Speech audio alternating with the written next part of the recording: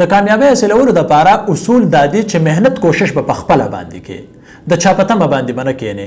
ها مشکلات به راځي، سختې به راځي، لارې به درته بندېږي، خلک به شکایتونه کوي، خبرې به وي د خلکو، خو ته به په خپله لاره باندې نظر ساتې، د خلکو د خبرې پسې به نه ځې. کله چې انسان ځان یو منزل ته رسوي دی به هار نه مني کله هم، او څوک چې خپل منزل ته ځان نه رسوي هغه به خامخا هار مني، او چې هار دې ومنو نو ناکامي ده، او چې هار دې ونه منو کامیابی به مستابي. دویم اصول دا دي چې په خپل پرسنالټي باندې کار وکړئ، په خپل ځان په خپل شخصیت باندې کار وکړئ، ښې خوبۍ په ځان کې را پیدا کړئ. نو چې کله په انسان کې ښې خوبۍ وي دی په ژوند کې مخکې تللی شي، دی پرمختګ کولی شي.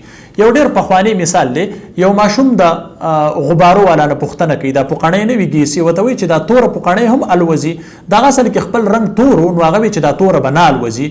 زیاتره خلک وایي دا تور دی، دا سپین دی، نو هغه ورته وایي چې نه بچې په دې کې چې څه دي هغه الوځي، دا غباره نه الوځي چې دننه په دې کې کم کوالټي ده.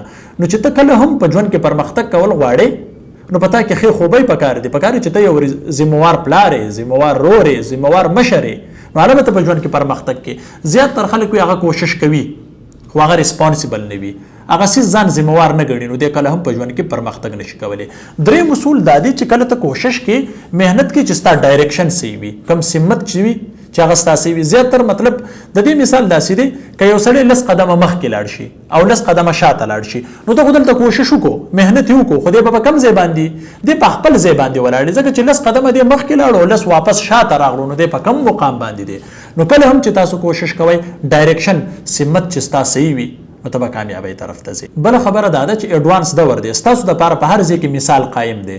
تاسو کتلی شئ خلکو څنګه ترقي وکړه، مخکې دی په کم مقام اوس په کم مقام دی، نو د هغوی نه زده کړه وکړئ، د هغوی حالاتو ته وګورئ، کم پازیټیو څیزونه چې دي، کم مثبت څیزونه دي، هغه تاسو راچوت کړئ، هغه په خپل ځان کې راولئ، هم کامیابي به ستاسو وي. زیاتر خلک چې موږ وګورو دی چې په کم فیلډ باندې ورچې دی هلته فټ کېږي، وجه څه ده چې په ده کې خوبۍ وي، د هغه د ښه کرکټرو د وجې نه دی په هر ځای کې فټ کېږي. نو په ځان کې په خپله صلاحیت را پیدا کوئ، په خپل ځان کار وکړئ، په خپل شخصیت کار وکړئ، نو هله به تاسو کامیابۍ طرف ته ځئ.